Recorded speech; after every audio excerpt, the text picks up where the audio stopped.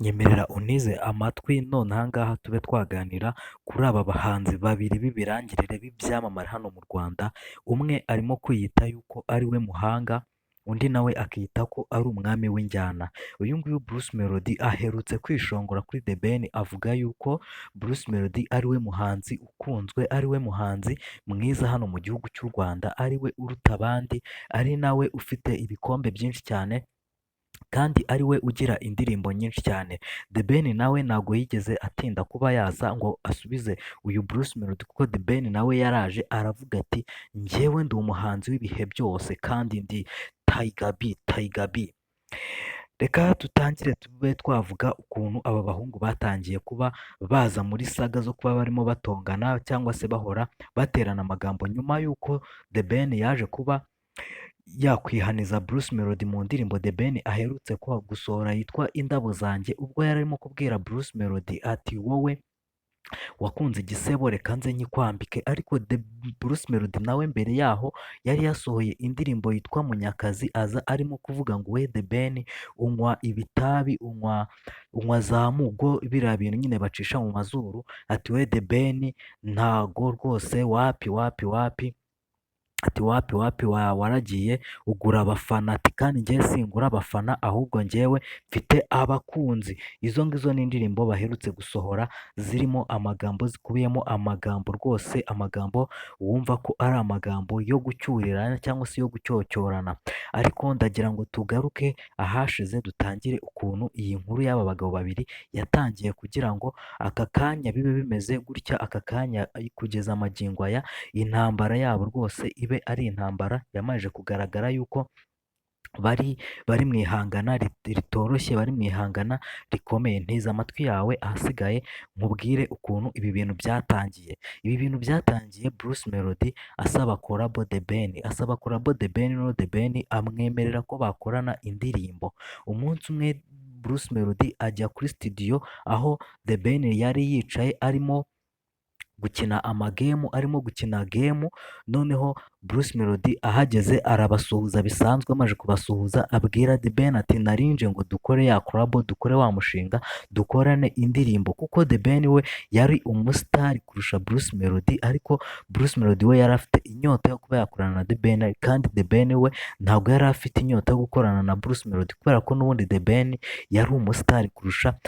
uyu nguyu Bruce Melody. Icyo gihe Bruce Melody akigera muri studio ahantu yari bahanye gahunda yo guhurira bakarikodinga indirimbo cyangwa se imwe muri proje bari bafitanye, uwo munsi byabaye kuri Bruce Melody byabaye agatereranzamba ka kandi ka nyina wa nzamba, kuko Bruce Melody yasanze The Ben arimo gukina game, bino bintu bita niba ari Prestige niba ari ibiki by'amagemu bakina nyine, imbere hari igiteleviziyo ugenda ukandakanda ukanda akantu. Ubwo Bruce Melody yageraga kuri studio rero yabwiye The Ben ati dutangire tube twakwitegura kuba twakora umuziki wanjye nawe tugiye kuba twasohorana, kuko Bruce Melody we yarabinyotewe kuba basohorana indirimbo na The Ben, kuko nyine urumva The Ben ni umusitari kurenza Bruce Melody, ibyo byo birazwi, kuko no mu ndirimbo ya The Ben yitwa Indabo zanjye Bruce Melody yaravuze ati ngaho nimuce impaka, nawe ahangaha muri no video banza ukore subscribe, ubundi hasigaye uhita unyandikira muri comment, unyandikira hagati ya Bruce Melody na The Ben umurara urenze undi. Wakereka twikomereze.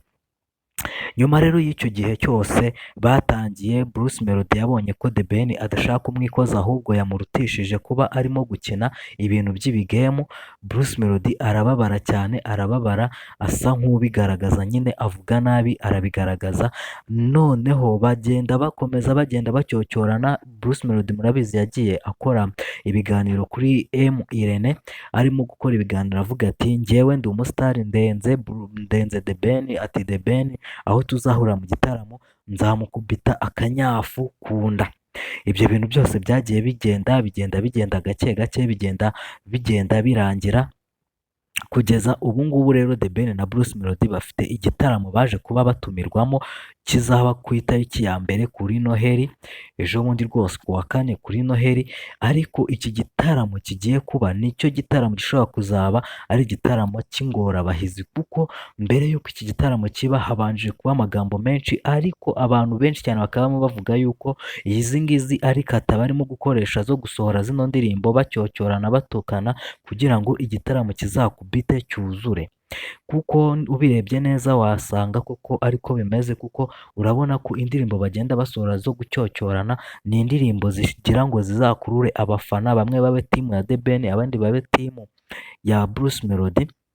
ahasigaye igitaramo rwose kibe cyakuzura gikubite cyuzure, kuko buri wese arimo arahiga yuko ari we musitari urenze abandi hano mu Rwanda. Ngayo nguko rero reka turebe koko niba bazabigeraho, kuko turebe umusitari urenze abandi hano mu Rwanda, nk'uko bisanzwe ni Tusudi Baba, kora subscribe, ahasigaye turusheho kubana no mu bindi biganiro. Ciao ciao, mugomba kubanza mugacishaho mukabanza mugacyocyorana. Ibi byose ni ibintu bimwe byagiye baba basinyira, barabisinyira yuko bazabanza bagacyocyorana kugira ngo abantu benshi cyane bazabe baza kureba ibirimo kubera muri iki gitaramo cya Bruce Melody ndetse na The Ben, kuko iki ni cyo gitaramo gishobora kuzaba gikomeye cyane muri izi mpera z'uyu mwaka. Rwose ni igitaramo kizaba gikomeye cyane nyuma y'amagambo menshi cyane The Ben avuga ko ari we mwami mu bahanzi ari we muhanzi ukomeye hano mu gihugu cy'u Rwanda ndetse no ku isi hose, yuko Bruce Melody nta hantu na hamwe ashobora kuba yafungura imishumi y'inkweto za The Ben, ariko Bruce Melody nawe akavuga ati nanjye amupopira, nanjye ndakunzwe kandi ni nanjye ufite indirimbo zirebwa cyane ku mbuga hano zicuruza imiziki hano mu Rwanda.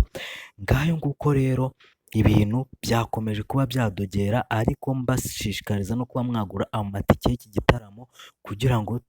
twese hamwe tuzajye kureba timu The Ben, timu Bruce Melody, tuzajye kureba koko umwami ukomeye cyane hano mu Rwanda, umuhanzi ukomeye cyane hano mu gihugu cy'u Rwanda, tuzajye kuba twaca impaka turebe koko umuhanzi wa nyawe dukwiye kuba dukurikira. Hagati aho ngaho hari amakuru amaze iminsi mikeya arimo kugenda acicikana aha ngaha ku mbuga nkoranyambaga, ariko amakuru yaje kuba yakwemezwa n'umuvugizi wa RIB Murangira Bitsiyeri, avuga yuko umuhungu wari umenyerewe hano mu mujyi wa Kigali